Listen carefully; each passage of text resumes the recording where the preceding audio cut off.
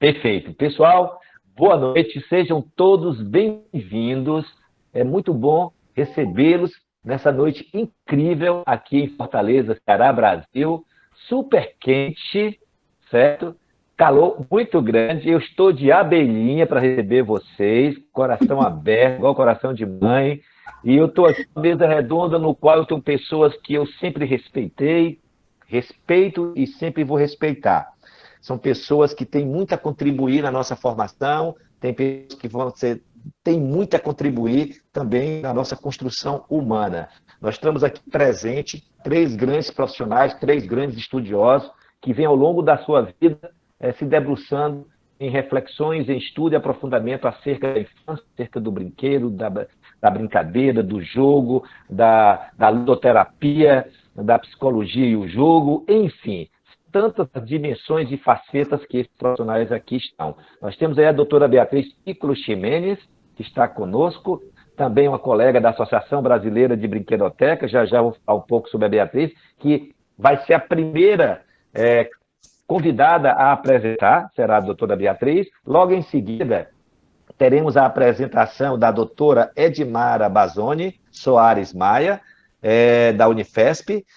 Queria agradecer a doutora Ednara pela participação. Eu sei que ela teve problemas de saúde antes do evento e a gente não queria incomodá-la. Eu também fiquei preocupado, disse a ela que ela ficasse à vontade se não puder participar da mesa redonda, mas graças a Deus ela se recuperou, está completamente restaurada. Teve também perdas bastante profundas na vida dela, mas ela está se restaurando e eu fico muito feliz e honrado em tê-la aqui conosco. Doutora Ednara, muito obrigado pelo carinho, pelo acolhimento, e eu estou eternamente grato com a sua participação nessa mesa sobre jogos e saúde. E temos também o nosso querido doutor Álvaro Madeiro Leite, uma pessoa que eu tive a grata, e a felicidade de conhecer aqui na minha Universidade Federal do Ceará, um homem incrível, ímpar, singular, não só ele, mas um conjunto outros de médicos aí da Universidade Federal, que a gente acaba se conectando porque nós pensamos e temos conexões com linhas de interesse de estudo, que é a criança, a infância, o lúdico, o acolhimento, o afeto, o amor, como instrumento importante e necessário na construção de qualquer ano especial na vida das nossas crianças. Então, o doutor Álvaro é um médico muito sensível, é um médico que vem trazendo reflexões aqui na nossa universidade e nos projetos no qual ela atua, como a função de médico. Então, acho que essa mesa é uma mesa que vai ser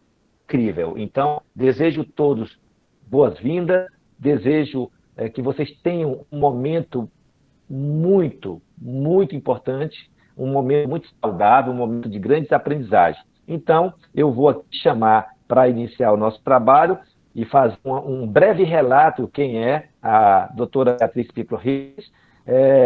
É uma pessoa que eu conheço há muito tempo, eu não vou dizer o tempo, porque senão eu vou dizer minha idade, certo? E eu não quero dizer isso, lógico, né, doutora Beatriz?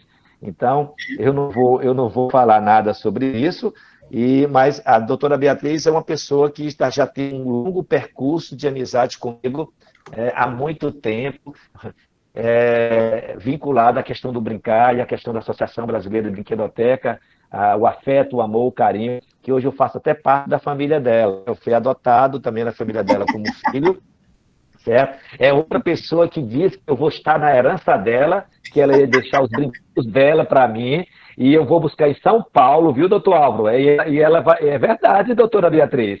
E eu vou ficar morto de feliz. Não, mais feliz que é morto, entendeu? Então, é muito bom recebê-la, Beatriz, muito bom receber você. Então, a doutora Beatriz, ela é doutoranda de ciência, Unifesp, mestre em psicologia da saúde, certo?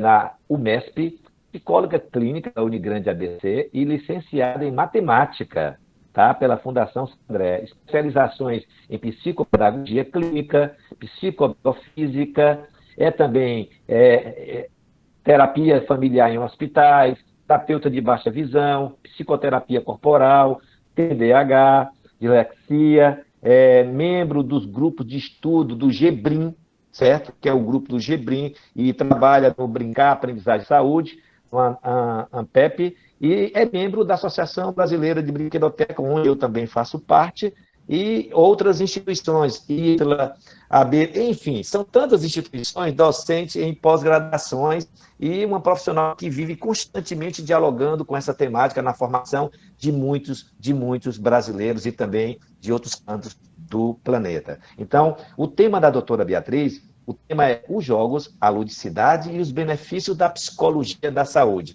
Então, muito obrigado, doutora Beatriz, por aceitar o nosso convite. O Instituto Lex agradece a participação da senhora e a palavra agora é sua.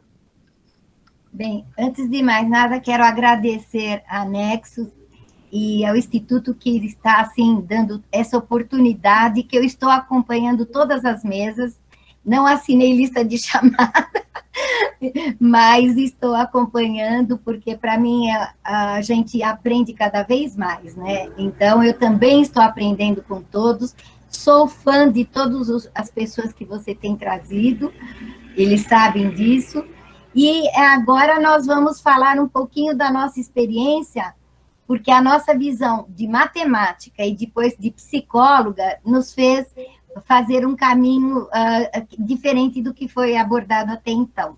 Agora você só reza para que eu não erre aqui. Deixa eu ver. Tela inteira, vamos lá. Agora vamos ver aqui a lição de casa. Deixa eu partilhar aqui. Você só me ajuda se entrou a minha imagem aí. Bem, antes de mais nada, eu quero agradecer mais uma vez e pedir desculpa, porque eu já tinha feito minhas projeções de slide há um mês atrás, por falta de tempo. E, então, eu estou diferente do contexto que vocês estão observando dos demais colegas. A minha ideia é falar de jogos, e vou falar de jogos, ludicidade e os seus benefícios, que eu considero um caminho para a gamificação. Lembrando que sempre usei na minha existência a ludopedagogia, ou seja, ensinando a docência por meio de jogos, de atividades lúdicas também. Entretanto, eu encaro a gamificação como uma transformação de maneira lúdica tudo que você faz, que eu vejo uma conotação um pouco distinta e está bem na moda. Tanto é que foi uma gamificação para mim fazer esse PowerPoint e mostrando aqui um bebê se tornando bípede. Então, vamos lá. Um pouquinho da minha inspiração. Eu quero hoje falar que nasce um bebê, e a partir do ato reflexo que o bebê tem, como faz para chegar à reflexão de um ato, quando tiver, pelo menos, na adolescência? Então, esse processo, para mim, é de uma função valiosa da ludicidade inerente ao ser humano no desenvolvimento ontogenético. Lembrando agora que esse caminho, eu fiz assim um questionamento. A primeira interação humana com o mundo é pela boca. E como seria, quando adulto, que eu ouvi assim todas as mesas falar, bem, supõe-se que é adulto, realmente, a cronologia do corpo, ela passa, mas nem sempre a gente amadurece mentalmente acompanhando a cronologia da idade. Então, para nós, quando atingir a adolescência, pelo menos numa trajetória regular e saudável, esse ser deve pensar antes de agir e interagir. Onde eu encaro, como eu vi muito também romantismo, metáforas, desde ontem, em todas as mesas, então eu pus a minha metáfora bem objetiva aqui, é até um contrassenso que eu estou falando. O objetivo essencial da vida humana é facultar ao ser o desenvolvimento de todas as potencialidades, tornando pessoa, uma individualidade que pensa, cujo sucesso depende das escolhas, da lucidez, das aspirações e do esforço empreendido.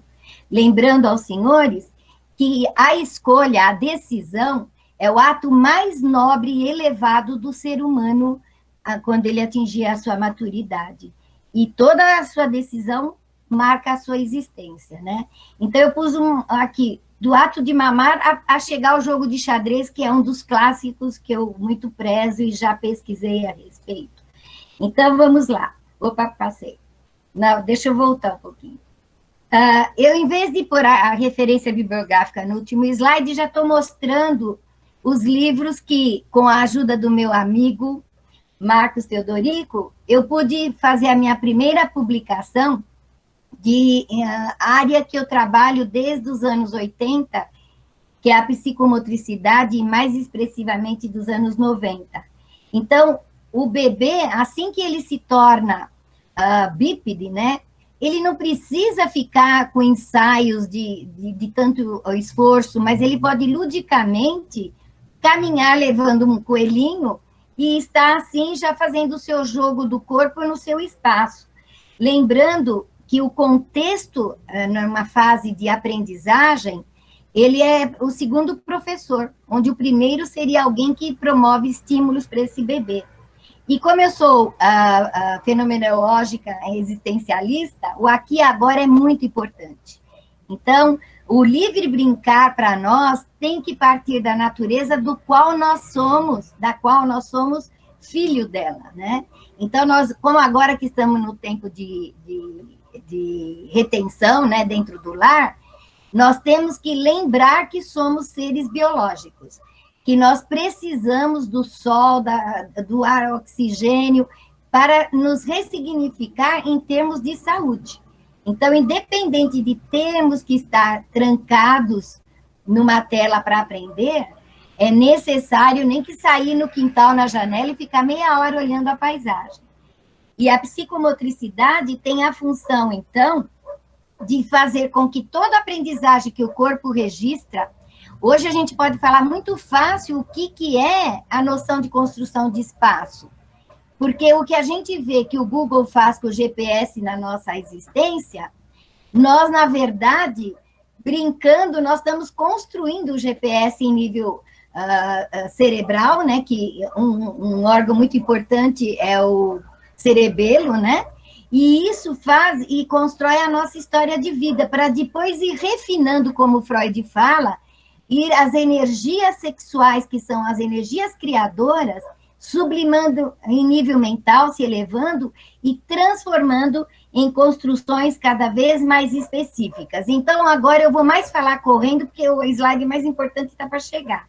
Aqui eu peguei um cliente da nossa clínica, né, onde a gente tinha a suspeita, porque a irmã já tinha pregresso de históricos de visão subnormal e um problema de audição do PAC, que não vou entrar em detalhes.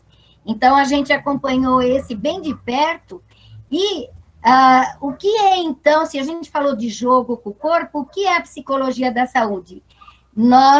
Ela é do final do século XX, e nós entramos na psicologia da saúde depois de 20 anos estando na educação, nos tornando mestre em psicologia da saúde, e depois fizemos a própria curso de psicologia.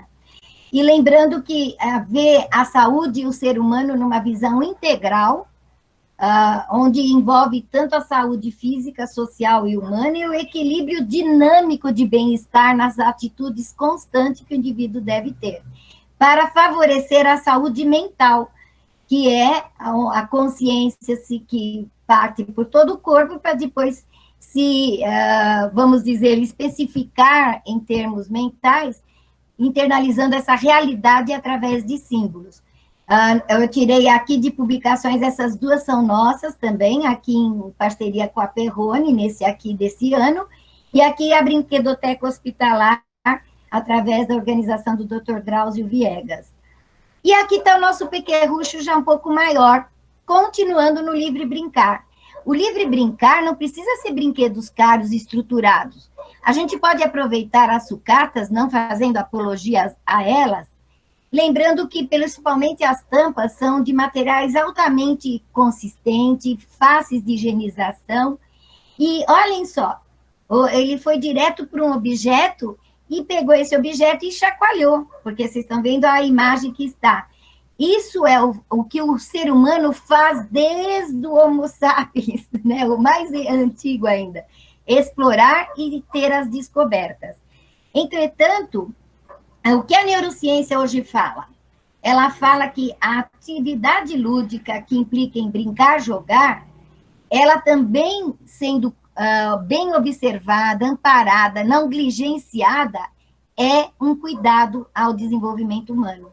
Então, é um papel essencial aos processos cerebrais, exploração do ambiente e aquisição da informação. E prova-se hoje, pela plasticidade neural, que as habilidades motoras são fortalecidas, o sistema nervoso se torna em prontidão, isto é, permite o indivíduo ser proativo, como também você pode simular comportamentos agressivos e sexuais. O que é isso? No brincar, você ensaia muitos modelos do que você está submetido como um ser passivo no contexto em que você se encontra, seja no lar, na escola, e até mesmo entrando em atividades da comunidade, na rua e tudo mais. Além de harmonizar os impulsos. O que é ritualizar os impulsos?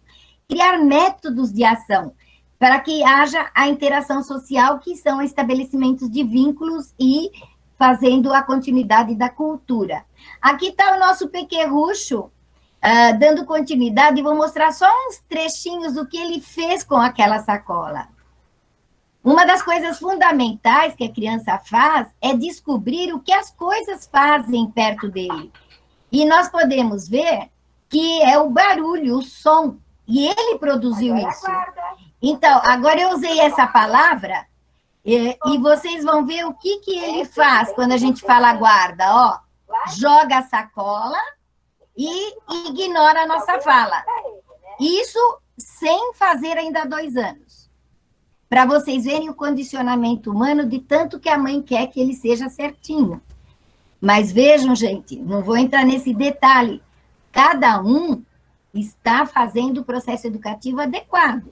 Então, a gente trabalha também na orientação que tudo que ele está explorando, ainda ele nem sabe o que é guardar, mas o tom da voz já dá uma nuance de que era algo não muito saudável para ele, ou não muito prazeroso, melhor dizendo. E o que acontece para o ser humano chegar a pegar essas tampas, chegar perto dos 6 anos e tranquilamente separar por modelos, por cores, por repetição, por tampas que abrem, tampas que fecham, né? Ou tampas quadradas, tampas redondas, tampas brilhantes. Esse é a base de tudo na vida, classificar e seriar. Porque o livre brincar promove, ainda pela neurociência, uma das coisas fundamentais é o crescimento, o fortalecimento neural na região das emoções, onde a amígdala é muito ligada à questão do medo. E já sabe-se pela epigenética que a amígdala, você já traz o medo do novo quando nasce.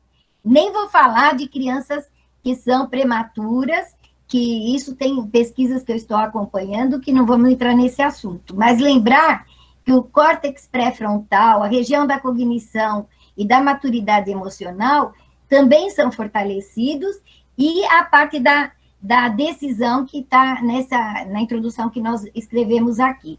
E a nossa experiência, desde 1982, na área de educação, foi a criação de uma brinquedoteca nessa ONG, para facilitar a ausência de estímulos, porque todos moravam num cômodo. Crianças, uma família, às vezes, de 4, 5 ou mais, num cômodo. E a brinquedoteca, a criança mostrava, olha, pai, tem que pôr uma cortininha na cama, e assim por diante.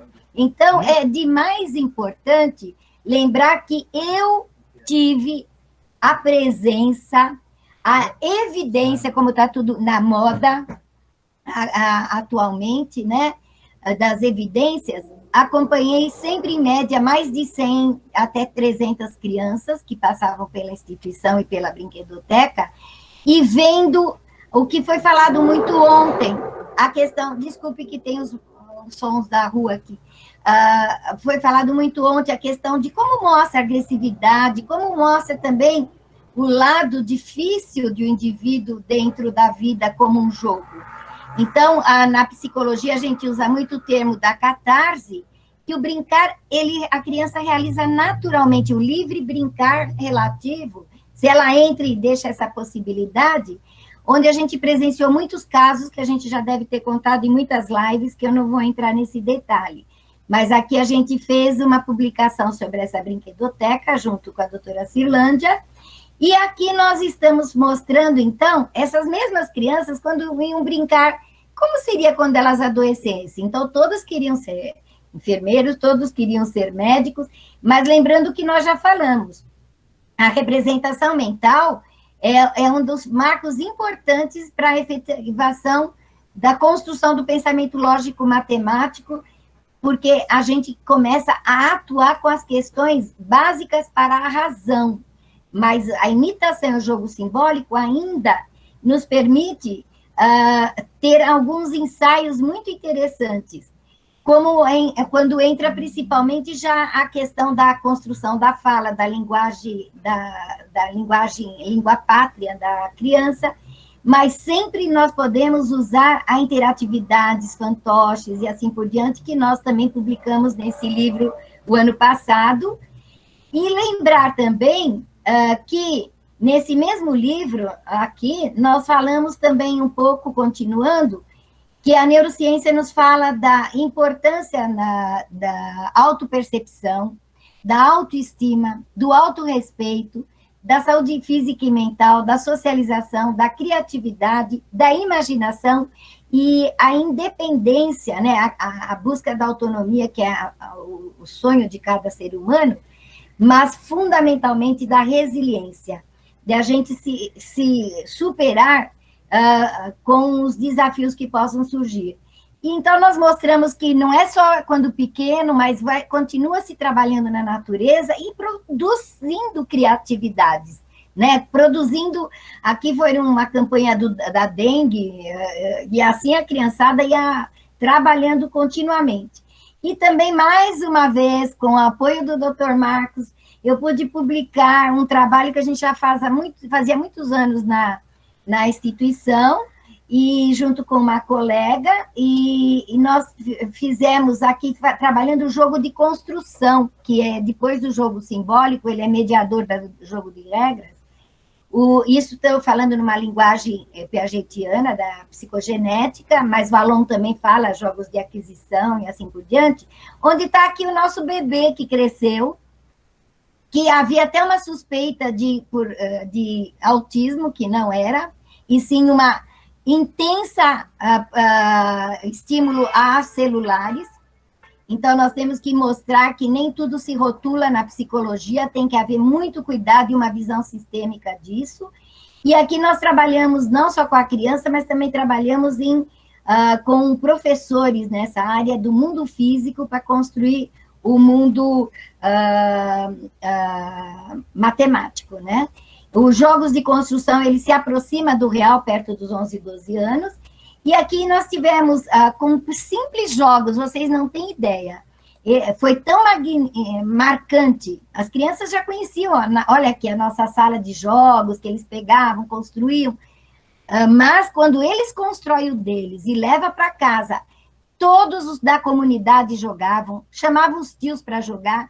Até esse trabalho nós publicamos na França em 2008, na verdade foi esse daqui, acho que foi na África em 2005. Aí agora já nem sei, viu, já tem tanta coisa, porque teve outros que a gente publicou também. Foi do xadrez na França. Mas vejam, gente, nós estamos aqui lembrando que a minha experiência mesmo nos anos 90 foi angariar participantes tanto da instituição como crianças de rua, porque ainda nós estávamos no princípio do ECA, ainda as crianças perambulavam pelas ruas, aí o ECA foi instituído, mas poucos tinham aderência, principalmente até os políticos, e nós, então, pesquisamos desde Sócrates, Platão, usamos o Zinga, Jean Chateau, Calois, e todos eles, e fizemos uma pesquisa de um jogo, porque essa criançada não tem muita concentração. Então, fizemos um jogo altamente dinâmico, lúdico, onde eles juntos estudaram conosco, que ele é o precursor do boliche, e depois aqui nós fizemos o tablado, pesquisando a sociabilidade e afetividade para a questão da disciplina e comportamento em casa, na escola e na rua. E isso, assim, foi até uma pesquisa que me falaram que podia ser doutorado, mas eu não estava focando isso.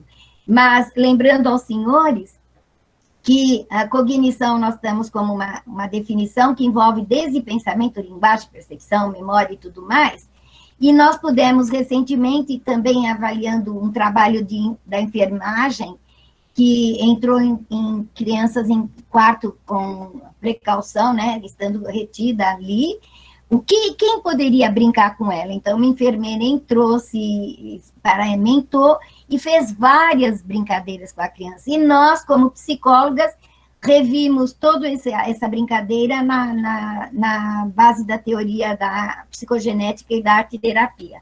Então, a gente pode ver aqui, os senhores já viram as falas e verão, depois da nossa mesa, muita coisa linda aqui, né? Falando desde os clássicos populares, Eurogames, que não é o meu objetivo só mostrar alguns, mas o meu objetivo agora é mostrar rapidinho que com as sucatas, desde jogos mais elementares, do solitário, quando começa com dupla, e eu sou muito fã do dominó, porque eu sou assim, estudei desde quando ele surgiu com a história de 2 dados, supõe-se, né? E a gente pode entrar com matriz, criar várias atividades, até em nível médio, né? Com o jovem, mas lembrar que os benefícios dos jogos é trabalhar, lembrando que desde pequena a criança tem o seu ritmo pessoal. Aí surgem os jogos de imaginação que nós já vimos, que é a presença ainda do adulto influenciando, mas lembrando, como fala Jean Chateau, colocar ordem no mundo, harmonizar os atos no seu contexto, e Maria Montessori fala muito disso, que a criança precisa, deixa que ela sabe por onde ela enxergou. E a gente já fez pesquisa nisso, que só falta publicar. Os jogos competitivos que começam a surgir, que não é para destruir o outro, mas sim que o outro entra como uma variável do tabuleiro, para eu me testar, para eu testar como estão as minhas competências, o que o outro faz que eu não percebi no mundo das possibilidades, e eu poderei aprender com isso. Então, o importante é competir, porque a gente vai aprender e se transformar. E lembrando, como o próprio Piaget coloca, todo jogo ele é clínico, porque você parte das premissas, o quê? Por que isso? Mas você encontra o como e o para que isso. E lembrar que as mãos, na hora de você construir também, por isso que eu sou fã de fazer em jogos, em sucata, todos os jogos que existem por aí, a criança entra nesse universo do criador do jogo. E aí ela vai ter as suas respostas. E importante que cada vez você está numa autoavaliação quando está jogando, se auto-observando, mas fundamentalmente, nós tivemos já pesquisa sobre isso, é perto dos 9, 10 anos que eu posso falar para minha mãe, olha, eu quero colaborar. E mesmo que ela fale, não, vai fazer isso, aquilo, não, a senhora está me usando. Não, eu quero colaborar. Então, eu posso ver se eu estou sendo tratado entre iguais, e aí eu realmente estou saindo da heteronomia, indo para a autonomia, e eu entro numa condição que muito a teoria psicologia comportamental usa, que é o know-how, onde nós vamos ter as competências emocionais, que é o que a humanidade precisa chegar ainda nesse milênio. Perceber, entender, gerenciar e usar as emoções para construir e não para destruir. Então, lembrando que os jogos de construção, então, nessa fase, você tem a obediência por conscientização e não por resignação, que eu tenho que obedecer, senão eu sou punido e coagido, que eu não vou entrar nessa área. E os jogos, então, reestruturam organicamente em nível de sistemas lógicos e significado, valores e crenças, pela uma adaptação. Quanto mais eu me adapto às transformações, como agora que está a humanidade sendo exigida a se transformar, só vence quem está mais inteligente, mas inteligente com também controlando suas emoções, não só a inteligência lógico-matemática. E lembrando que é bom ter sempre jogos que também entram a demissão da vontade, ou tendo vamos pôr ampulheta, dados, roleta, e tanto faz em qualquer jogos, se a pessoa ainda se domina pelo impulso, quer dizer, ou não controla ele, melhor falando, ela tanto perdendo ou ganhando, ela pode chegar a alucinar que aqui esses termos são do Kaluá, né? E ganhar ou perder, e atualmente o termo mais adequado é estar no estado fluo. Mas lembrando que a mímica é muito interessante, a gente usa desde brincadeira de passar anel, você precisa aprender a simular, senão você entrega que o anel está com você. Enfim, é disfarçar como está o seu estado psicológico, e o exercício virtuoso da paciência, gente, não é só estar em primeiro lugar. É estar se superando a cada instante, principalmente controlando os impulsos. Agora, é só mostrar imagens para os senhores, que a nossa criançada também entrou no mundo digital, desde que foi possível. Ganhamos da Unicef também esses computadores que já estão obsoletos, mas por os senhores verem que eles não entraram já livres para o curso.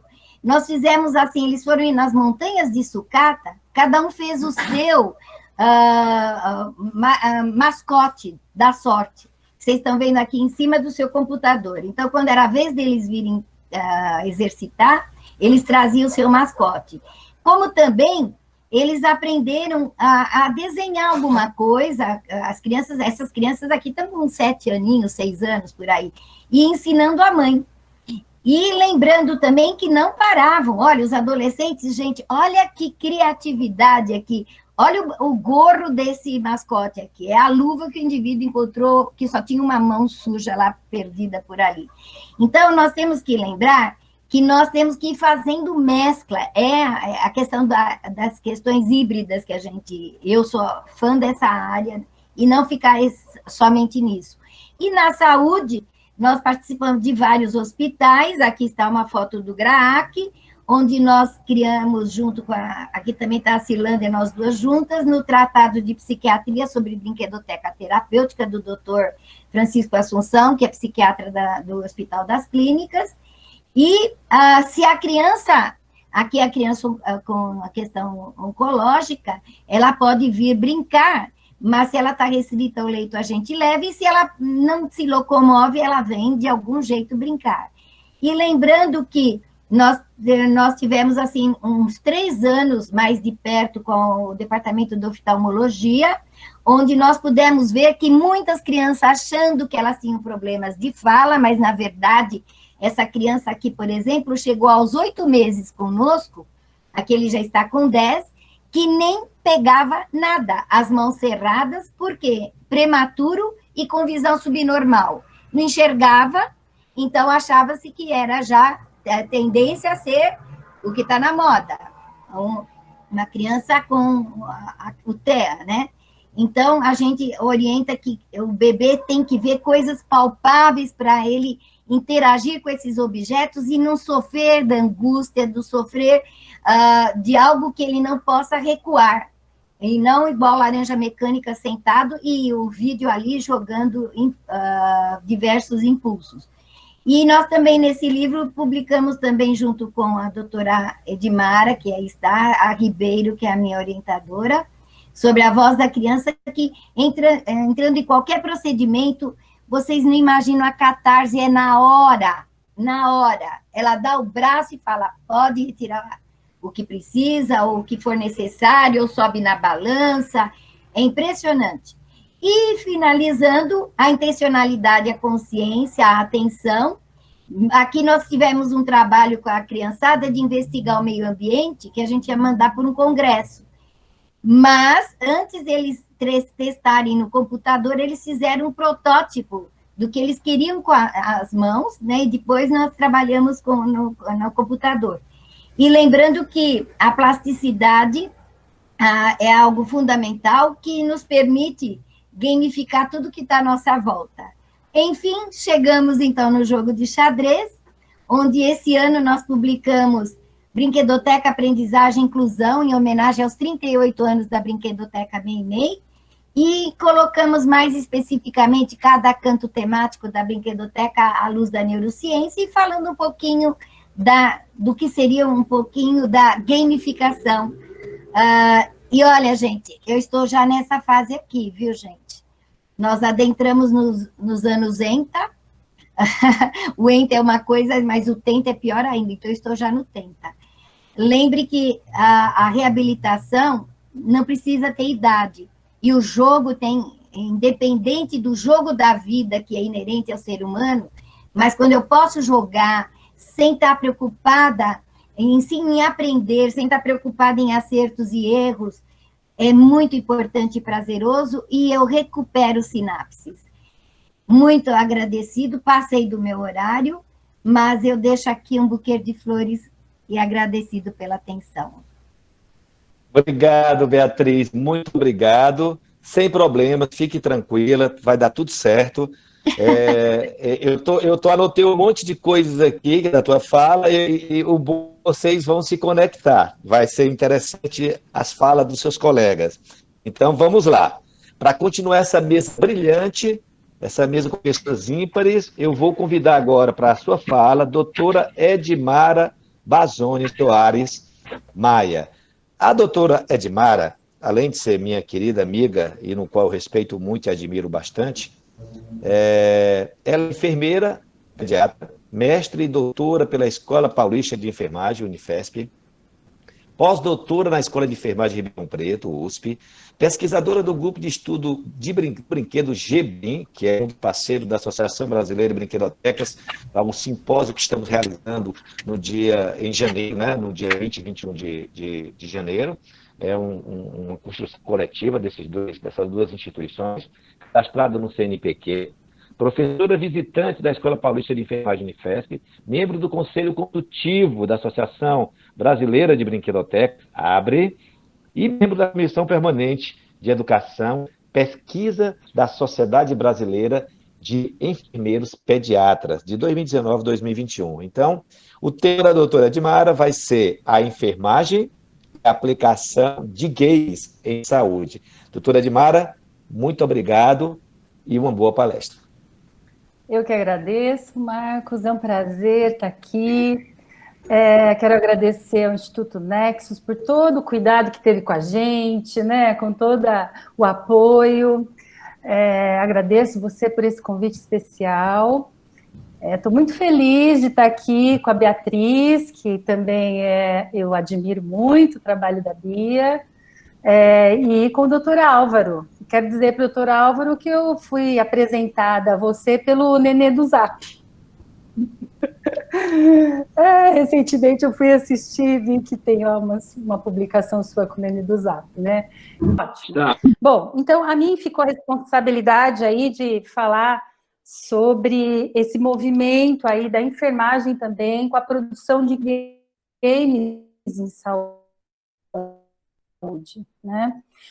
E por que há esse movimento aí na enfermagem, né? Ele é um movimento até que recente, a gente pode dizer, mas é muito ligado à nossa atuação, tendo como eixo norteador da nossa ação o nosso SUS maravilhoso, né? Então, a gente tem como norte os princípios e diretrizes do SUS, que vem colocar em ações, realmente retratar em ações os direitos das pessoas em relação ao seu cuidado em saúde, né?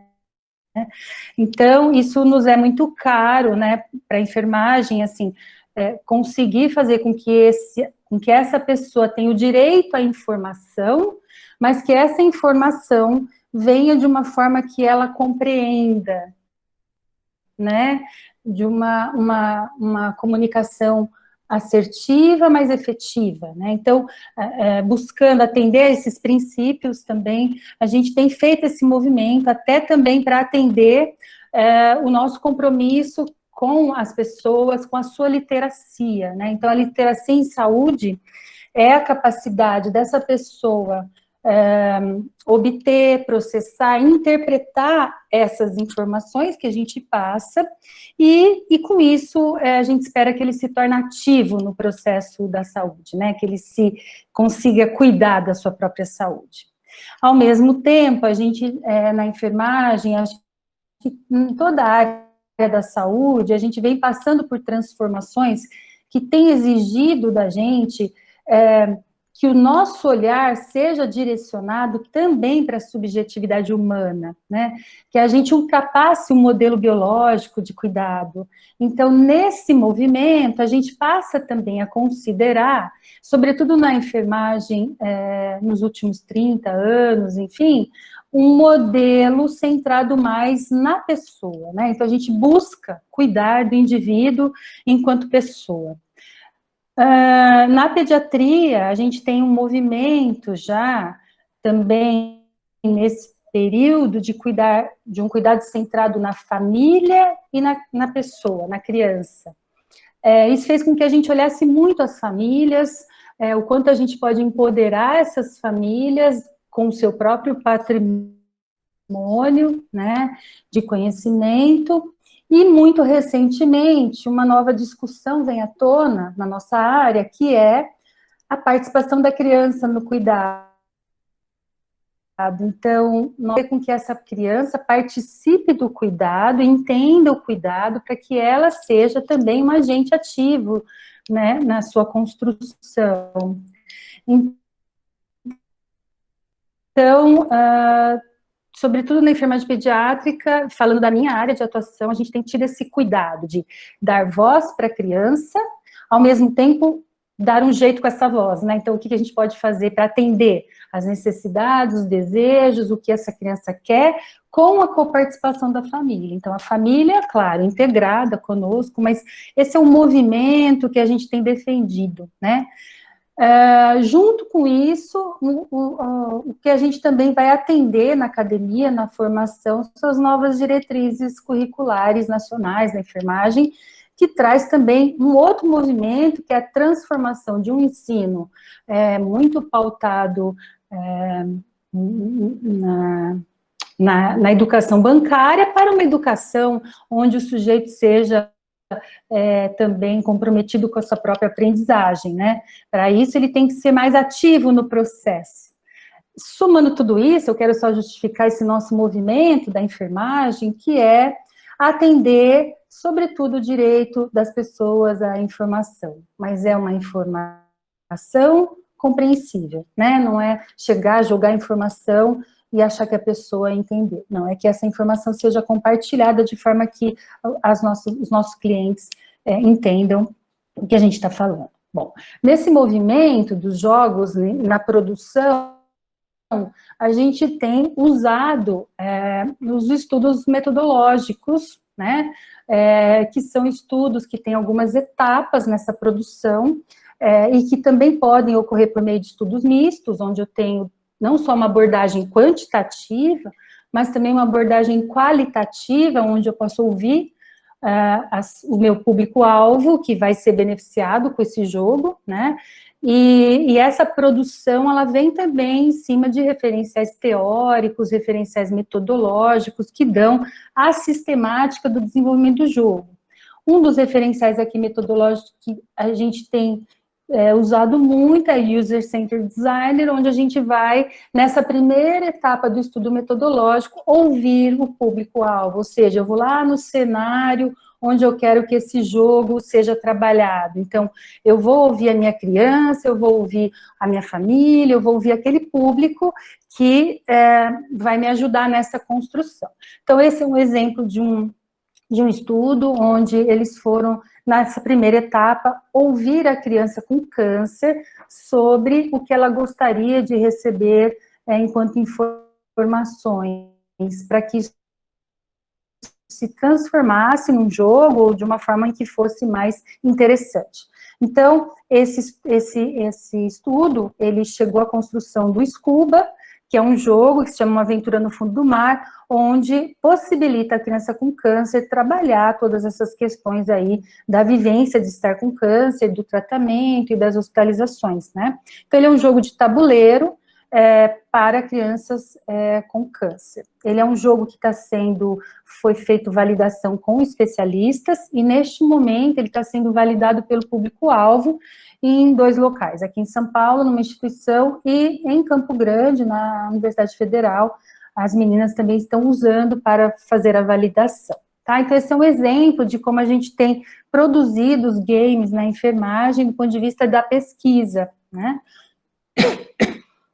Então, a enfermagem, ela tem utilizado os jogos, sobretudo em 2 cenários, né? O cenário da formação acadêmica, onde os jogos têm nos ajudado a desenvolver as competências, ou seja, aquelas habilidades necessárias ao exercício profissional dos enfermeiros, né? E também no campo clínico, né? Onde a gente tem estudado, produzido games para assistir aos nossos clientes, especialmente buscando a educação em saúde, né? Então, essa é a nossa maior intenção nesse momento, na produção dos games.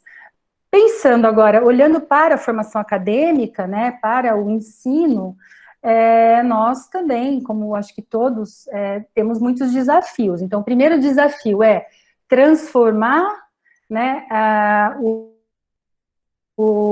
as nossas metodologias tradicionais, que estão impregnadas, infelizmente, muitas vezes a gente vê currículos que trazem uma nova abordagem, mas ainda se impregna na pessoa do professor uma metodologia tradicional, né? E para que a gente possa avançar num processo de ensino-aprendizado, que o aluno seja mais crítico no processo, que ele participe mais da construção do seu próprio conhecimento, então, gerando aí uma autoaprendizagem. E aí, os jogos, eles entram, assim, de uma maneira muito interessante, e a gente tem visto isso, que quando você usa o jogo, você consegue aumentar o interesse dos estudantes, motivá-los a participar mais daquele momento, porque há também uma grande interatividade entre os estudantes, entre professores nesse momento, gerando, sobretudo, um impacto positivo na aprendizagem desses estudantes em processos aí de avaliação. Eu aqui vou trazer uma série de estudos mostrando como é que a gente tem produzido. Esse primeiro estudo é uma revisão integrativa da literatura e que traz aqui para a gente uma série de tipos de jogos, né, que os enfermeiros têm utilizado. Por exemplo, aqui os tipos, o jogo de tabuleiro, simulação, imaginação, então o roleplay, né, o RPG, tem sido bastante usado nas nossas metodologias de ensino. O jogo de simulação virtual, de workshops, enfim. E os jogos virtuais. Então, a enfermagem tem trabalhado, segundo esta revisão, na produção desses games aqui. As áreas são as áreas da nossa atuação, então, na prestação de cuidados, onde a gente tem cuidados com família, com a saúde e doença, com o idoso também. Então, nós temos muita produção na pediatria com crianças, mas a gente percebe que os jogos na enfermagem já têm alcançado também os adultos, né? Isso é muito legal para a gente, da enfermagem, a gente fica muito feliz com isso, mostrando que o lúdico não está só na infância. Eu sou uma enfermeira brincante, eu percebo como o adulto é travado com o lúdico, né? Como os meus colegas, às vezes, não conseguem brincar, não lembram mais como é que se brinca, então, fico feliz quando a gente começa a inserir o lúdico aí nas diversas faixas etárias, né? No processo de cuidado, então, as áreas envolvem também a atuação do enfermeiro, o processo de enfermagem, então, na nossa sistemática de trabalho, e nos modelos de gestão também na enfermagem, os jogos têm ajudado a construção desse conhecimento. Tá? No âmbito de aplicação, então, nós temos enfermeiros aplicando e os estudantes de enfermagem, aqui muitos na academia fazendo pesquisa, tá? Esses estudos, essa revisão, ela vem trazer para a gente um dado em que você tem esses jogos usados, ele coloca os estudantes no centro do processo, né? Então, é isso muito que vocês também comentaram, essas palestras anteriores, assim, que você consegue ter uma pessoa ativa, engajada, comprometida, e sem sombra de dúvida, um efeito muito interessante no aprendizado da pessoa, né? Esse outro estudo, ele traz o uso da gamificação no ensino da informática aqui, da enfermagem, né, ele traz uma forma bem dentro, né, da própria dinâmica mesmo do jogo, né, onde ele tem aqui todas aquelas questões da gamificação do jogo, que tem a questão da competição, da conquista, do desempenho, então ele traz aqui toda uma barra de progresso, o nível do estudante, o ranking que ele fica, né, então a gente percebe que a enfermagem ela vai estudando também esses caminhos de como desenvolver esses jogos, né, da maneira como ele deve ser feito. Então, a adoção da gamificação também é muito interessante e inovadora na enfermagem, né, ela é, sim, uma alternativa às práticas tradicionais de ensino, tem contribuído muito positivamente para o processo do ensino-aprendizagem, né, e é mais um recurso aí que a gente tem para motivar os nossos estudantes. O que esse trabalho traz é a dificuldade do preparo do professor. Então, esse é o nosso desafio enquanto professor, né? Avançar também com as tecnologias aí no ensino. Então, é um estudo bastante interessante aí. Essa aqui é uma experiência, né, de uma colega minha, professora Luciana, que também é do grupo de estudo do GBRINC, né, uma pesquisadora do brinquedo, e ela apresentou esse trabalho no congresso, onde ela mostra, né, o uso do lúdico no processo de educar em saúde, onde ela produz jogos durante a disciplina de saúde da criança e do adolescente. Ela é professora da Unicamp. Uma das propostas e desafios para os alunos é que eles conheçam o desenvolvimento infantil, ou aspectos relacionados ao cuidado da criança, por meio da produção de games, né? Então, eles produzem muitos jogos, e esses jogos, ao final, isso é feito na parte teórica, ao final eles vão aplicar esses jogos na parte clínica. Então, o próprio aluno vai, aplica com as crianças e tem o feedback disso depois, dessa discussão. Então, uma riqueza aqui também de produção de games nesse sentido, onde a gente tem uma aprendizagem em saúde que é efetiva, né, por meio das suas avaliações, mas que é afetiva. Eu acho que isso é um grande eixo, né, que a gente precisa defender, né, que é onde a gente transcende, né, o lado técnico da enfermagem, né, e possibilita um cuidado mais sensível, onde a gente pode se divertir, onde a gente pode construir junto, onde a gente pode, como a professora Beatriz disse, onde a gente pode trabalhar também, né? Então, acho que essa questão da gente ir se transformando. Aqui alguns exemplos dos jogos que a Lu produz com seus alunos, né? O Tá na Mesa Pessoal, onde tem todo o pratinho com a comidinha, o Reciclando, uma maneira divertida de aprender, salvar o mundo, o Domi Eduque, imagem e mensagem, questão de os caminhos para produzir conhecimento junto com as nossas crianças. Esse é um outro estudo que mostra como a gente aplica o roleplay game, né, o RPG na graduação em enfermagem. Isso tem sido uma prática bastante usada, né, em muitos cursos de graduação, onde por meio de uma brincadeira, de um drama, né, de um teatro, onde você tem um líder, esse grupo se desenvolve e consegue tomar decisões, argumentar, imaginar, conseguir resolver cenas da nossa prática clínica. Então, o roleplay tem ajudado muito a gente a preparar esse aluno para a nossa vivência prática, porque os nossos alunos chegam muito amedrontados, muitas vezes, para cuidar de uma pessoa. Então, quando a gente já treina isso, já faz essa dramatização antes com eles, isso ajuda muito. Então, na avaliação desses estudantes, né, desses 32 estudantes que ela entrevistou, o roleplay tem muitas potencialidades, ele aproxima o estudante com a prática profissional, ele é uma estratégia pedagógica não tradicional, ou seja, foge, né, daquela coisa muito chata, né, do ensino muito focado no professor, e é uma estratégia lúdica, né, que traz toda a riqueza do lúdico, do brincar, né, e é uma estratégia que favorece muito a participação ativa desse aluno, então promove aí uma autorreflexão sobre essa futura atuação.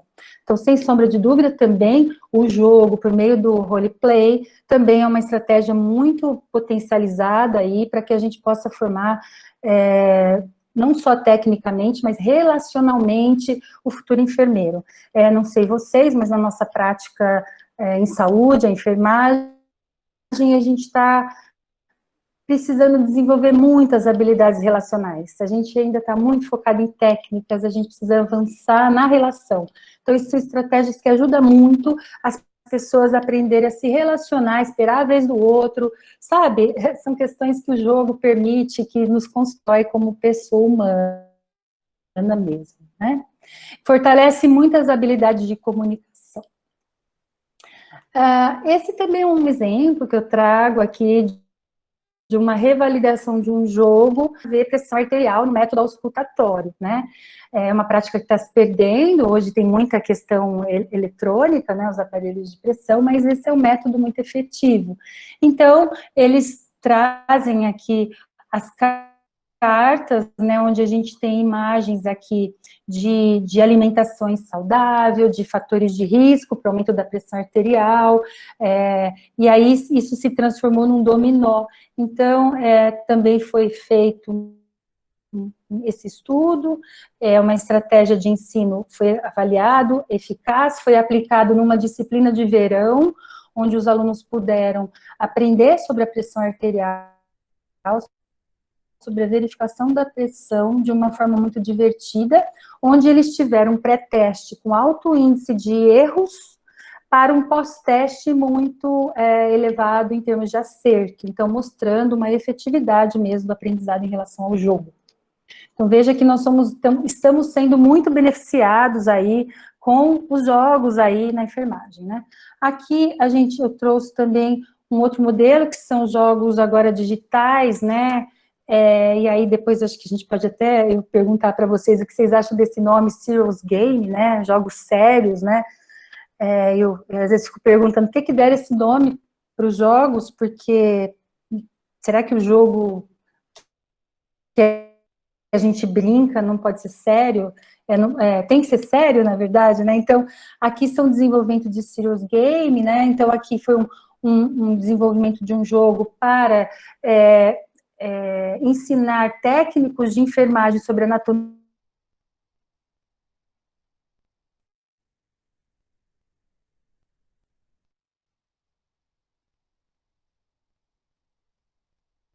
Doutora Elimara? Oi, me escuta? Acho que ela caiu, professor. Será? Fizeram uma validação com especialistas. Oi. Doutora Elimara, houve uma falha, uma pausa na sua voz de uns 40 segundos. Eu não sei se a senhora quiser repetir essa fala anterior, porque deu uma pausa na sua voz. Tá bem? Essa página, né? Então, A senhora estava falando de uma pausa de 30 segundos aproximadamente. A senhora estava falando, se quiser repetir. Tá bom. Então, esses dois estudos que eu trago para exemplificar também uma questão do desenvolvimento do serious game, né, dos jogos sérios também na enfermagem. O que eu falei é que esse nome me soa estranho, né, um jogo sério, né, não sei, depois a gente pode talvez discutir isso, mas ele é um jogo que foi feito para ajudar os técnicos de enfermagem a aprender sobre anatomia e fisiologia digestória humana. Então, ele foi chamado de Digestauer, um jogo muito legal, muito interessante, que derivou um outro jogo, usando o mesmo cenário, o mesmo designer aí, para promover saúde e enfrentamento da obesidade infantil. Agora, aqui, mudando o nosso público, ele focou nas crianças aí, para que a gente possa produzir orientações em relação à prevenção da obesidade infantil.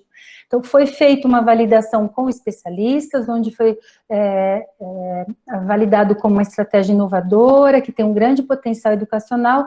No entanto, ele ainda necessita de aplicação ao público-alvo, né? Então, precisa ainda validar para ver o que esse público verifica, né? O que eles acham em relação ao jogo.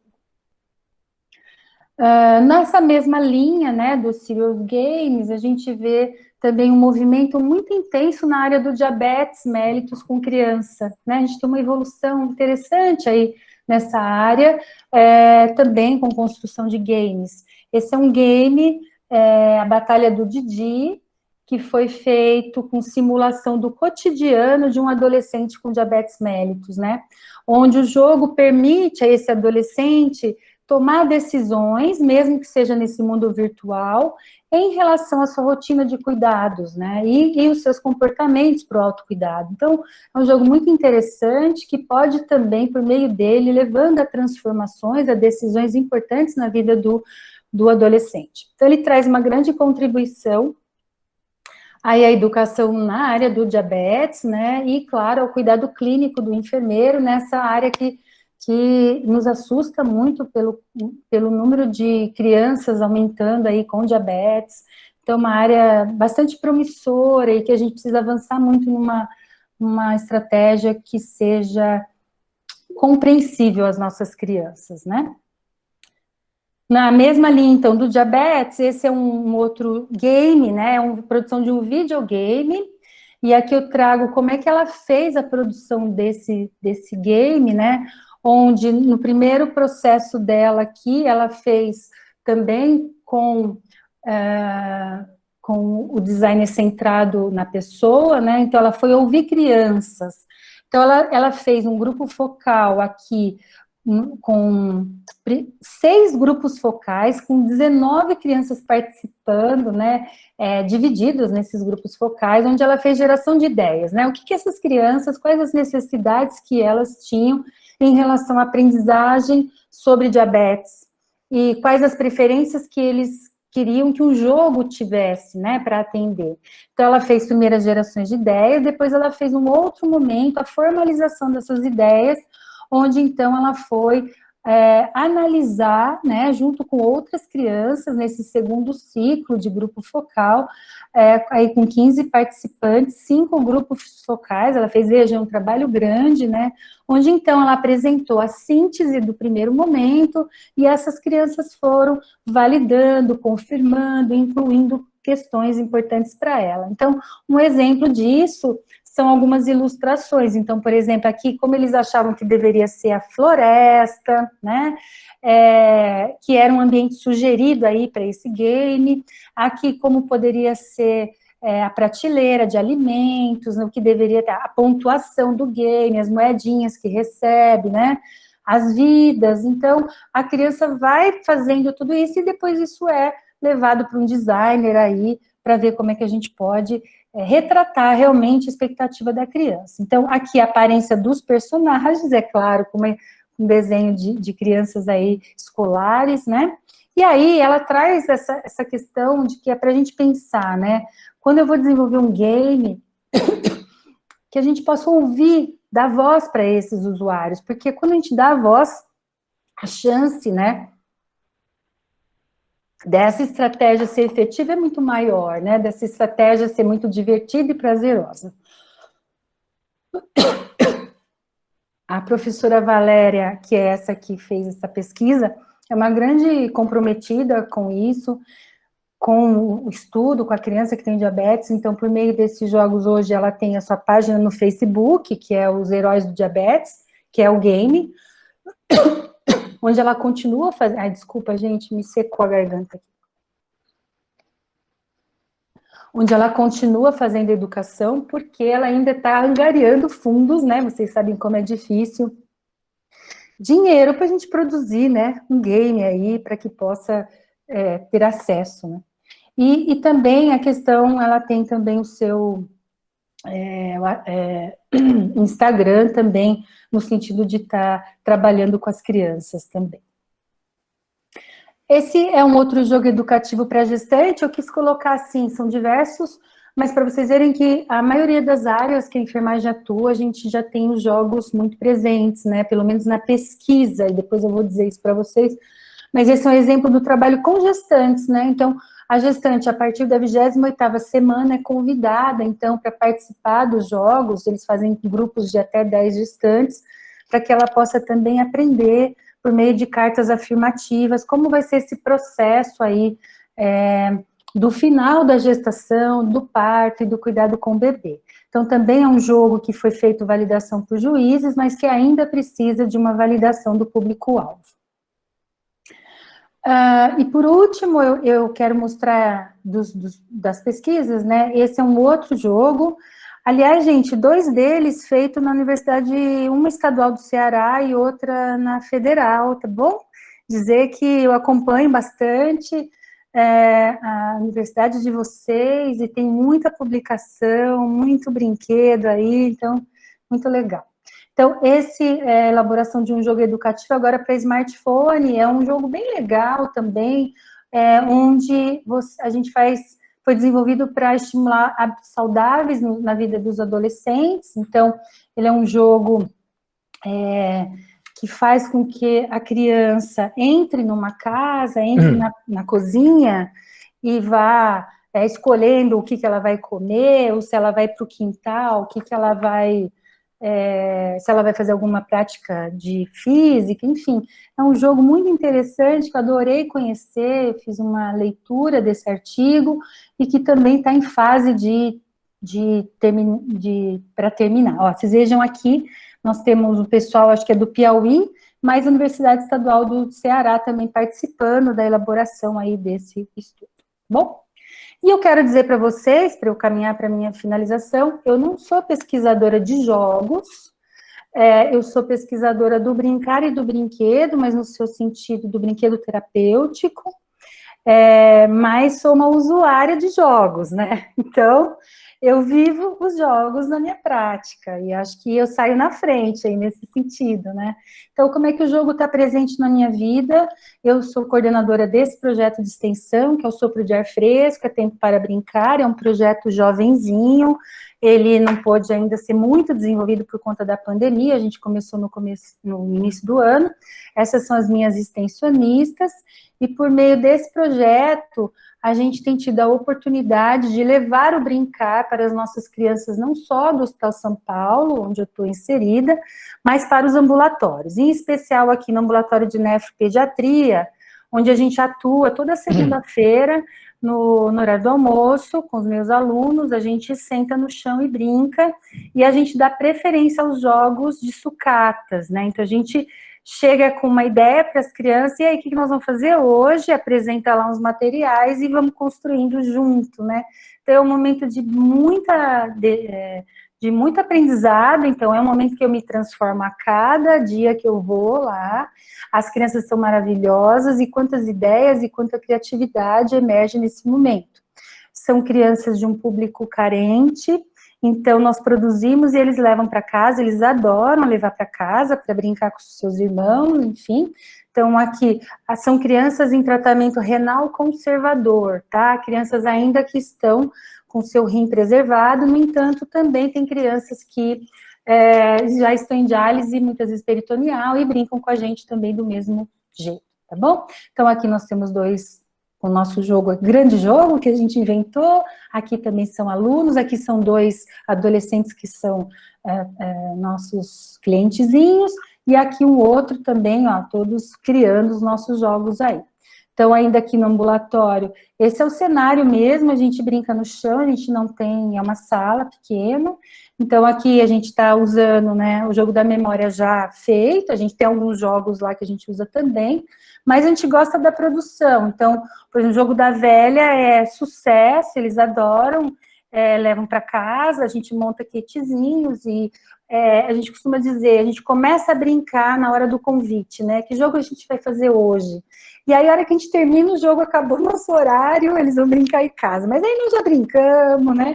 A brincadeira começa na hora do convite. Esse aqui é um modelinho de um... Como é que chama, gente? Esqueci? boliche que a gente fez, ó, olha só que primor, né, que as crianças fizeram, né? E aí a gente joga boliche nesse apertozinho, é uma bagunça, mas dá certo. Aqui eu quero ressaltar que a gente também tem presenças ilustres, tá? Quero convidar todos para conhecer também o projeto. Aqui nós temos uma ilustre aqui, ó, professora Beatriz. Todo aluno que entra, ele passa por uma capacitação, né? Então a gente faz oficinas com os alunos, e aqui a Bia foi falar com a gente sobre o brincar com as mãos e a construção das sucatas, então os alunos amaram. Aqui o dominó, como a Bia falou, a gente adora jogar dominó, e aí essas crianças, nós temos um grande vínculo, né, toda vez que a gente brinca, a gente se vincula, né, esse é o grande, a potência do brincar. Então são crianças que passam no ambulatório e que em algum momento vão para o hospital, porque precisam ir para diálise ou estão na lista do transplante, enfim. Então, eu também faço esse acompanhamento, então quando elas vão para o hospital, eu atendo também, né, e aqui eu estou com um dos garotinhos que estavam no ambulatório, aqui a gente está conversando, jogando já no hospital, porque ele precisou fazer diálise de urgência, enfim.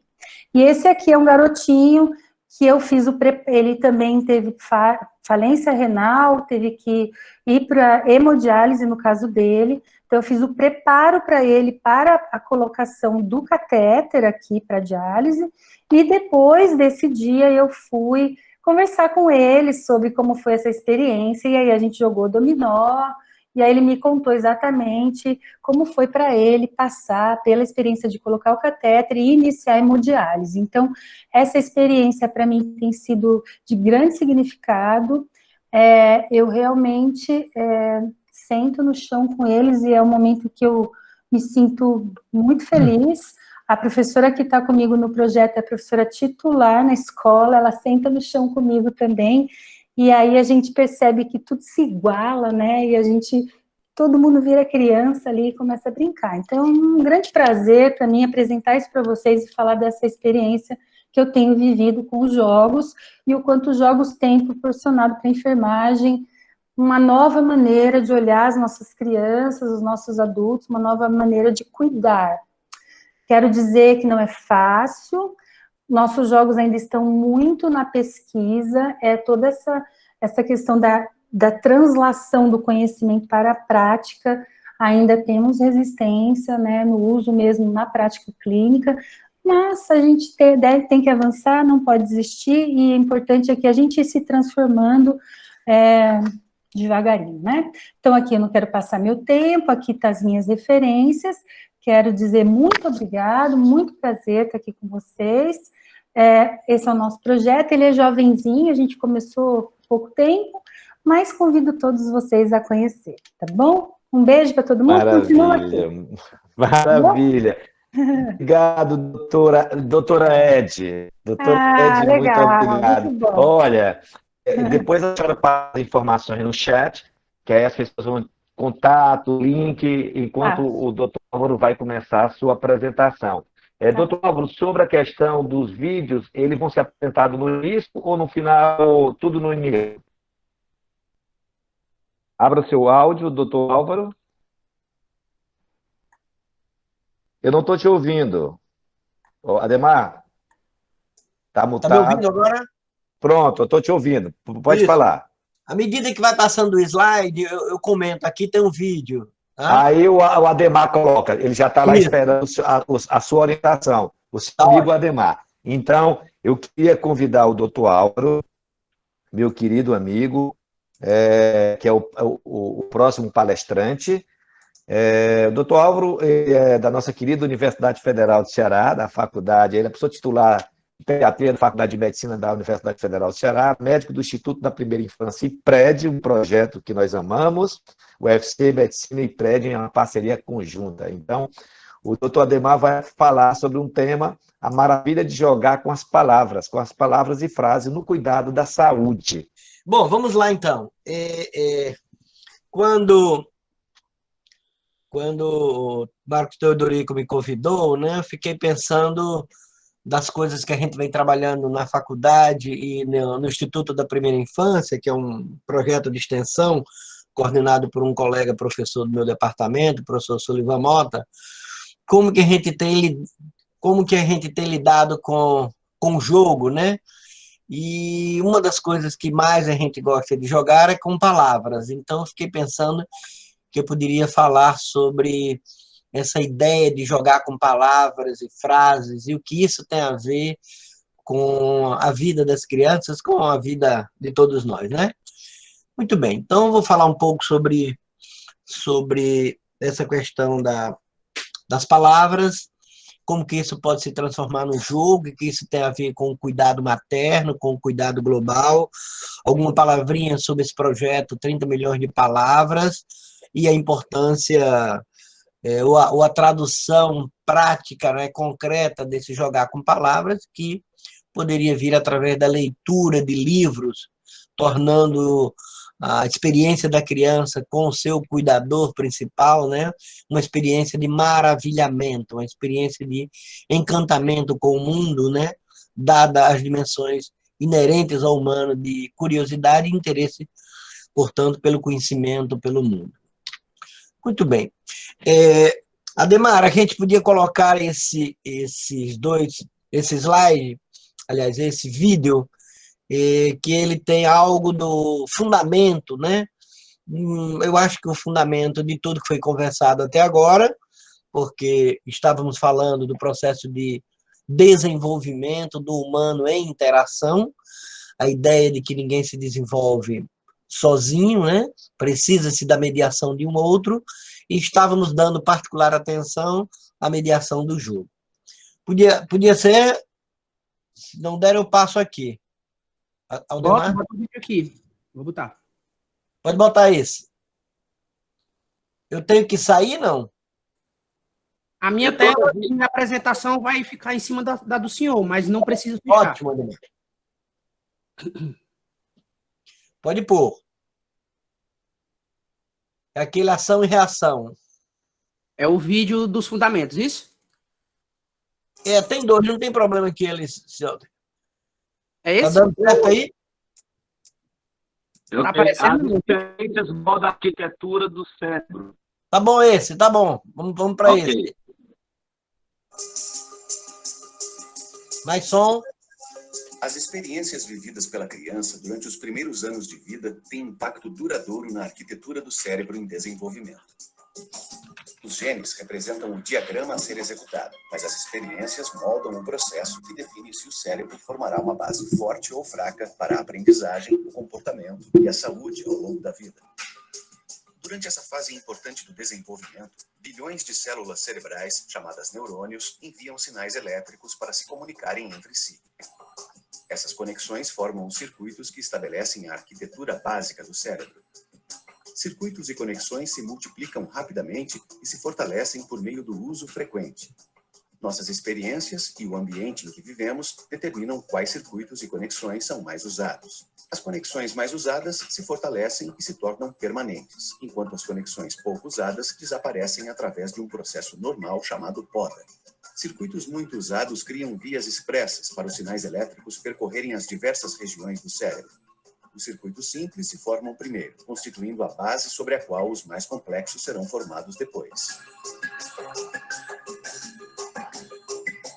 Através desse processo, os neurônios formam circuitos e conexões fortes para emoções, habilidades motoras, controle do comportamento, lógica, linguagem e memória. Tudo isso acontece durante os períodos iniciais do desenvolvimento. Com o uso repetido, os circuitos se tornam mais eficientes e se conectam mais rapidamente às outras áreas do cérebro. Embora se originem em áreas específicas do cérebro, os circuitos são interligados. Não se pode ter um tipo de habilidade sem as demais para complementá-la. Como na construção de uma casa, tudo está conectado, e o que vem primeiro forma a base para o que virá depois.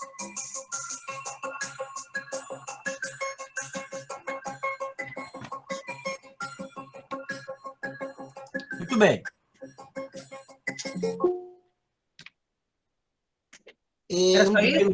Oi, é isso, aí depois tem o outro e tem o outro, né? Mas por enquanto não, vamos seguindo aqui a minha sequência. Eu acabo de ver aí o teu Explorer, é isso mesmo.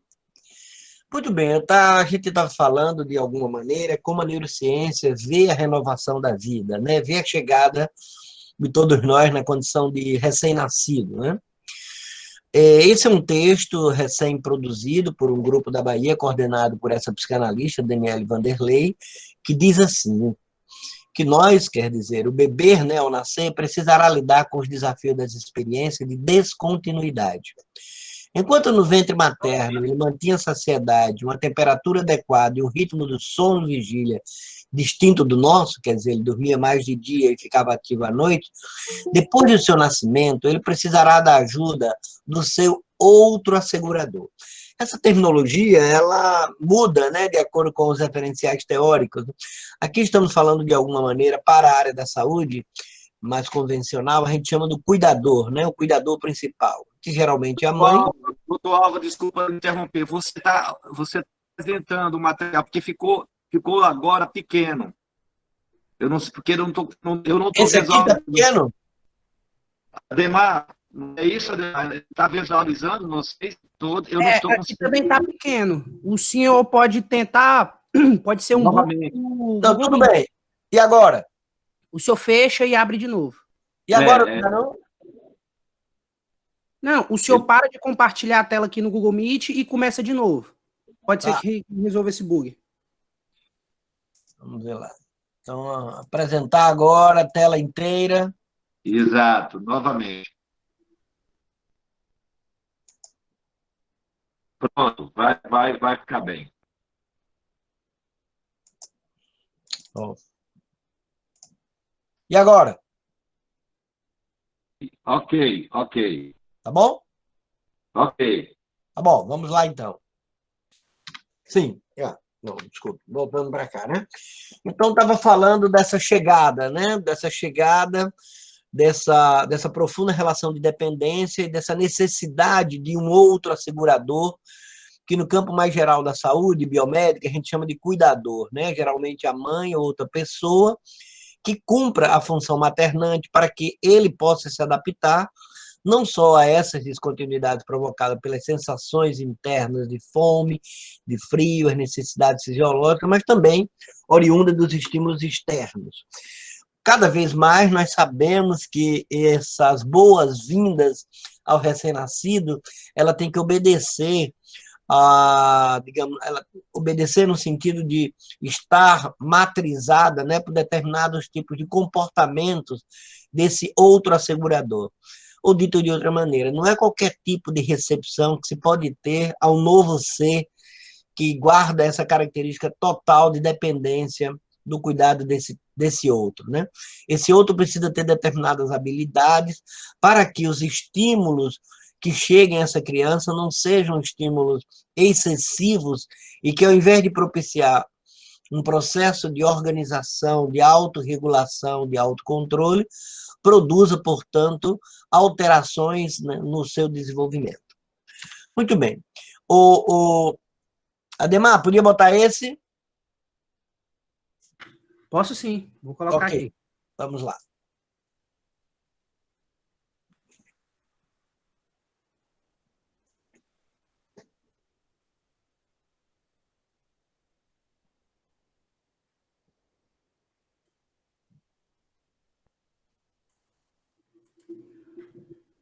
É a continuação daquele vídeo ou... É o segundo vídeo. Certo, a continuação. É esse mesmo, perfeito. Uma arquitetura sólida do cérebro se forma por meio do jogo de ação e reação entre a criança e os adultos. Nesse jogo de desenvolvimento, os neurônios formam novas conexões no cérebro na medida em que a criança instintivamente faz carinhas, sons e gestos, e o adulto reage de maneira bem significativa e focada. Isso começa bem cedo na vida, quando um bebê tenta se expressar e o adulto interage, chamando a atenção do bebê para o seu rosto ou sua mão. A interação forma as bases da arquitetura cerebral, a partir da qual todo o desenvolvimento futuro será construído. O jogo de ação e reação ajuda a criar conexões por meio dos neurônios em todas as áreas do cérebro, estabelecendo as habilidades emocionais e cognitivas que as crianças precisam para viver.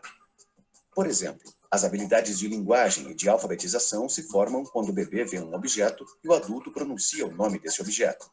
Isso cria conexões dentro do cérebro do bebê entre sons específicos e objetos correspondentes. Mais tarde, os adultos mostram às crianças que tais objetos e sons também podem ser representados por marcas em uma página. Com o apoio constante dos adultos, as crianças aprendem a decifrar a escrita e, então, a escrever. Cada etapa se constrói sobre a anterior. Assegurar que as crianças tenham cuidadores envolvidos no jogo de ação e reação desde os primeiros meses é promover a construção de uma base sólida no cérebro para toda a aprendizagem, o comportamento e a saúde pelo resto da vida. Ok. Então, tudo bem. Então, nós vimos esses dois vídeos. Esse último vídeo era a mãe se comunicando com a criança de 4 meses, né? Falando com a criança, e daqui a pouco a criança fala com a mãe, né? Obviamente que é uma linguagem pré-verbal, né?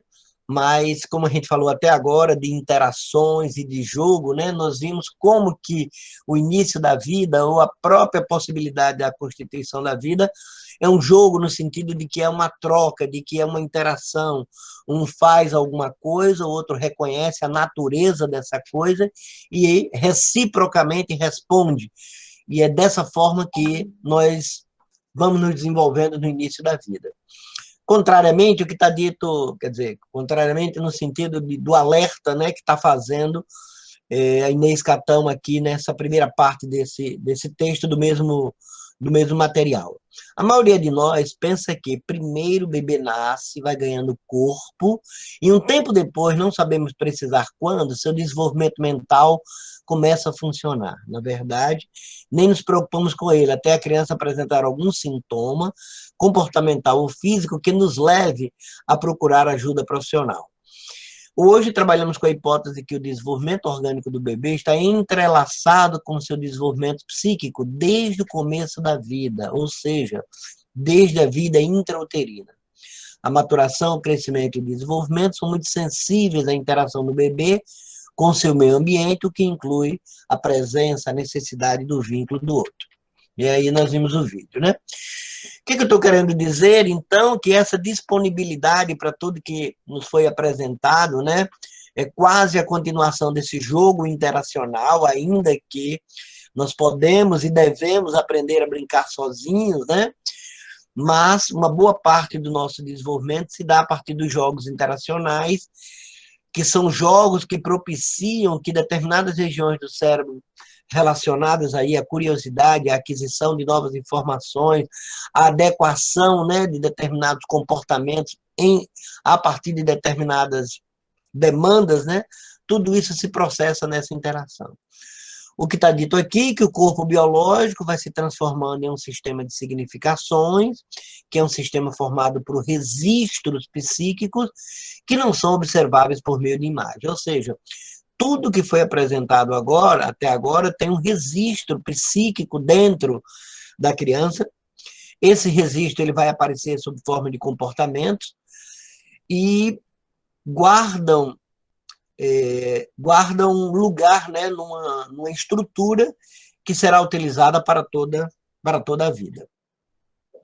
Do que depende, portanto, essa capacidade dos pais oferecerem esse tipo de jogo que vai ser a base para todos os outros jogos que nós iremos jogar na vida, depende dos pais terem uma capacidade para reconhecer, para interpretar e para responder num tempo aceitável e de modo apropriado aos sinais e necessidades da criança. Então, se ela chora, logo, logo os pais vão adquirir a capacidade de reconhecer e de interpretar se aquele choro é de fome, porque está com calor, ou porque está sujinha, ou porque tem muito barulho, porque está muito quente, né? E essa capacidade desses pais, essa sensibilidade, vai deixando a criança com duas características ou duas aquisições fundamentais para a vida dela, para o resto da vida dela. Primeiro, a capacidade de prever, olha como está presente no jogo, em determinados tipos de jogos, a capacidade de prever o que irá acontecer.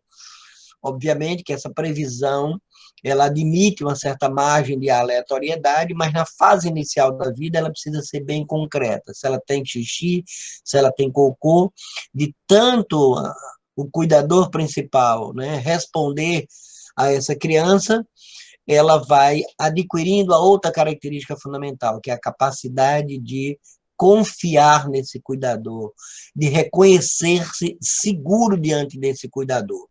A essa relação que é fundamental para o resto da vida, tem sido chamado pela psicologia de apego, que é uma relação profunda, uma relação recíproca, que ao mesmo tempo é física e emocional, entre o seu cuidador, os seus cuidadores principais e uma criança, que instala e estabelece todo tipo de relações íntimas e de confianças futuras.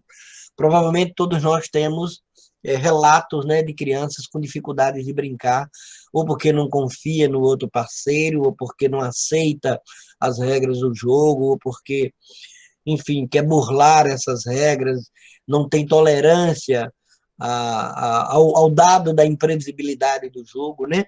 E uma parte disso pode ser debitada a essas relações precoces de confiança e de segurança que estiveram ausentes da vida dessa criança.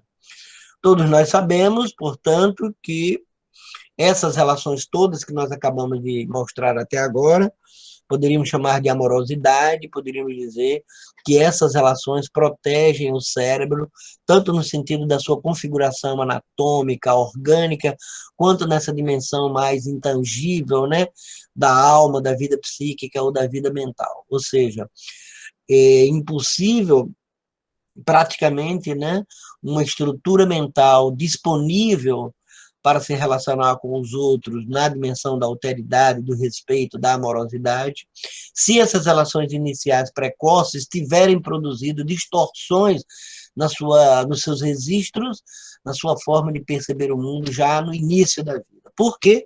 Porque esse cérebro ele vem com regras. Ele vem com regras, nós sabemos as janelas de oportunidade. Se vendarmos uma criança ao nascimento e retirarmos a venda aos 6 meses, ela ficará praticamente cega. Por quê? Porque a sua estrutura cerebral, o seu desenvolvimento, seja na proliferação celular, seja na migração, na especialização, na formação de redes sinápticas para o aparelho visual, ela se desenvolve intensamente nos 6 primeiros meses. Também Beatriz comentou sobre o desenvolvimento da matemática, né? O que é de se esperar que uma criança de 4 meses aprenda de matemática não é a mesma coisa que uma criança de 4 anos, ou seja, há um planejamento, há um desenvolvimento com regras para a parte neurocognitiva, para a parte do pensamento, das inteligências. É importante dizer que, obviamente, que o tudo no cérebro significa plasticidade, tanto na dimensão cerebral propriamente dita, como na dimensão emocional. Ainda que determinadas habilidades se desenvolvam mais em um determinado período da vida do que em outro. Poderíamos lembrar aqui, por exemplo, a capacidade de aprender uma segunda língua, né?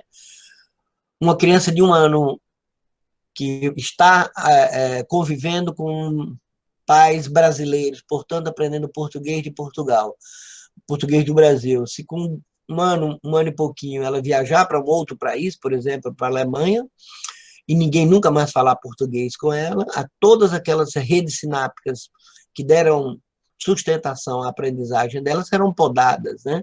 E ela utilizará novas redes sinápticas para aprender o alemão. Então, determinadas funções do cérebro é quase como alguns neurocientistas para determinadas habilidades dizem, você usa, né, a potencialidade, a janela daquele momento, você perde a oportunidade de desenvolver, e isso vai aparecer claramente, né, nos jogos aí já no final da primeira infância. Porque vocês estão vendo aí que a visão e a audição já estão desenvolvidas na vida intrauterina, a linguagem se desenvolve pré-verbal durante todo o primeiro ano, de tal forma que a criança aí perto do primeiro ano já é capaz de ter linguagem receptiva e linguagem expressiva bastante desenvolvida.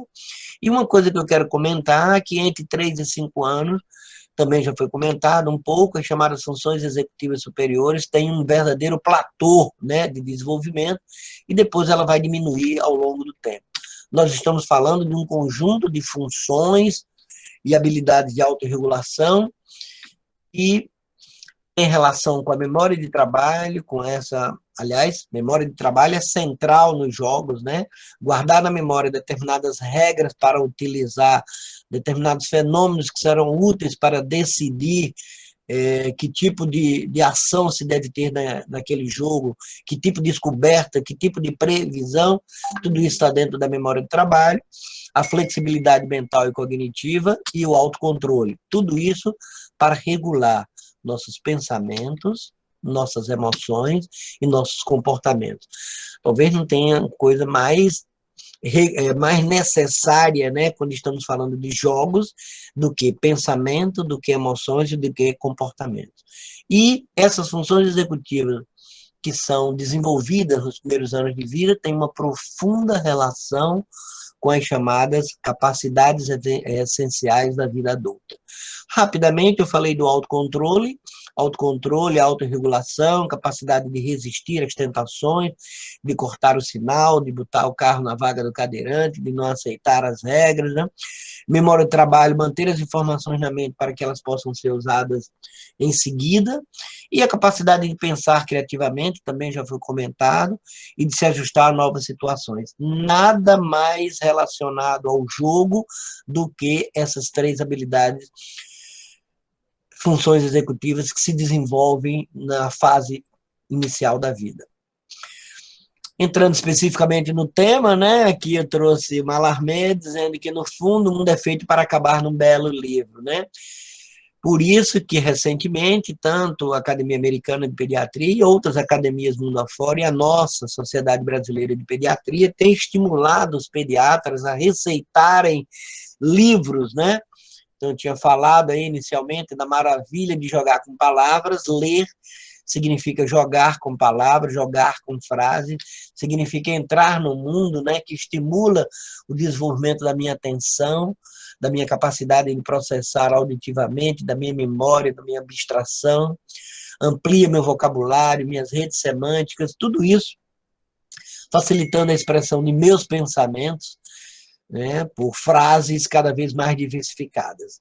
Todos nós sabemos o que significa a organização, a necessidade, né, da organização do pensamento, e o quão lindo é uma criança de 3 anos, né, totalmente apaixonada pela capacidade que tem de compreender os adultos e de expressar os seus pensamentos através de palavras e frases. E muito disso, essa criança já vem desde cedo, aliás, desde a vida intrauterina, aprendendo as palavras, as frases, o jogo, a prosódia, né, que os pais estão oferecendo para ela. Ou seja, o hábito da leitura precoce é um fator epigenético, preditor do desempenho posterior das fases de letramento, e que o nível de leitura durante o ensino fundamental também prediz aquisições ocupacionais futuras. Então, estamos falando que os livros exercem um papel importante na imaginação, participam da evolução das fantasias infantis, são fundamentais no crescimento social, cognitivo, exercem um papel fundamental no aprendizado de lidar com as emoções, tanto em intensidade quanto em complexidade. Muito bem, aqui a gente, portanto, está falando de um tipo de jogo, né? Vou brincar com as palavras, não sei se todos sabem, existe um movimento americano chamado de uma iniciativa, né, 30 milhões de palavras, que é o que houve em crianças de classe média americana, a gente poderia trazer para o Brasil, e se comparar com o que houve em as crianças das famílias populares, né, aqui tomados, por exemplo, como as crianças do Bolsa Família, essas crianças tendem a ouvir 1/10 das palavras que ouvem as pessoas de classe média escolarizada. E o que significa ter um repertório, né, um jogo, um repertório prosódico, um repertório mesmo sintático, ou mesmo semântico, de significado, né, afetivo das interações com seus pais? com tamanha defasagem, né? Então, crianças populares que perdem essa oportunidade de se maravilhar, de brincar com as palavras que ouviram de seus pais durante a gravidez, ouviram de seus pais nos primeiros 5 anos de vida, nós acabamos de ver que isso está intimamente ligado à capacidade de produzir pensamento, de produzir redes sinápticas que sejam capazes de desvendar a complexidade do mundo. A complexidade inicial que vem exatamente pelo brincar, como vocês duas apresentaram inicialmente. Então, eu queria falar dessa maravilha de jogar com palavras, comentar que tanto na nossa instituição, no IPRED, a gente estimula, o IPRED é uma instituição ligada, montada para atender crianças do Bolsa Família, praticamente. Então, crianças que chegam lá portadoras de muitas lacunas no seu desenvolvimento, né, com padrões interacionais dificultados pela dureza da vida das famílias, têm a oportunidade de ir para uma brinquedoteca. Nós temos também uma salinha, um cineminha, onde muitas das famílias nunca entraram numa sala de cinema, e cinemas escolhidos exatamente para dar a oportunidade dessa maravilha de brincar com imagens, como ela brinca no livro, né, as figuras, as imagens do livro e as palavras. Tem uma contação de história e tem um teatrinho. Tudo isso para dar oportunidade desse maravilhamento que tem um impacto enorme sobre o desenvolvimento mental, como vocês já apresentaram. Aqui apenas em período de pandemia, né? Espalhe amor até se tornar uma epidemia. Nesse caso, a gente deveria mudar para uma pandemia, né? No momento relativamente triste, né? Do processo civilizatório, onde tendências de destrutividade estão tendo um certo espaço na vida social. Então, nunca é demais espalhar, como já foi comentado, o amor. E essa amorosidade, ela vem exatamente dos processos interativos, relacionais, com o jogo de palavras, né? Com a leitura, com a música, né? Desde o início da vida. Ok, muito obrigado. Alô, alô, doutor Álvaro, doutora Beatriz, Só preciso... Tá me ouvindo? Ok, tranquilo, Álvaro. Olha, eu lamento muito, mas eu vou ter que tomar uma decisão aqui, na realidade já tomei, porque o tempo para perguntas, tem tanta coisa que o pessoal queria conversar com vocês, mas o outro grupo já está na outra sala esperando começar, porque o tempo acabou, já deu às 20h30, enfim. Então, infelizmente, eu peço desculpa ao pessoal que ouviram vocês. Com certeza eles queriam dialogar com vocês, mas eu não tenho como permitir isso, porque isso vai comprometer a próxima sala, que é a última, que todos os integrantes já estão lá, para que as pessoas que estão aqui possam ser transferidas para lá. Então, assim, mas esse material será gravado, editado, todos os participantes depois, pode ter contato com o doutor Álvaro, a doutora Ed, a doutora Beatriz, Bea. Então, com certeza, terão oportunidade para fazer perguntas, comunicar com esses profissionais, dialogar com eles, visitar suas ações, seus projetos. Vamos compartilhar suas experiências no e-mail de cada um de vocês. Então, doutora Beatriz, doutora Bea, minha querida amiga, doutora Ed, doutor Leite, doutor Álvaro Leite, muito obrigado. Foi uma mesa incrível, impressionante a harmonização de vocês. Parece que vocês estavam cada um completando o outro. Isso que eu queria comentar. Eu agradeço o doutor Álvaro, que ele abordou a epigenética e a neurociência, que está assim, muito atual, que a gente está acompanhando na França, na Bahia e na Itália. E eu pensei, se ele vai... Geralmente o médico gosta da psicanálise, né? Então eu falei, eu vou deixar essa parte da subjetividade para ele, eu vou falar mais da psicomotricidade. Foi realmente intuição. Parabéns. Maravilha. Perfeito. Vocês foram perfeitos. Olha, eu agradeço. Parece que combinaram, exatamente. Olha, eu só tenho que dizer muito, gratidão. Você sabe o quanto eu amo vocês, o quanto eu gosto de vocês, o quanto admiro cada um de vocês. A gratidão eterna. Aquela garotinha que estava ali era a netinha do doutor Álvaro, que está caducando com a netinha dele agora. Então, muito obrigado, doutor Álvaro. Muito obrigado, doutora Ed. Muito obrigado, doutora Bea. Boa noite para vocês. Agora vamos. Doutor Álvaro, e a todos os participantes da... Obrigado a todos. Agora nós vamos para... Até mais. Até mais. A próxima mesa. Tchau, tchau. Tchau, tchau. Tchau. Tchau, gente. Tchau.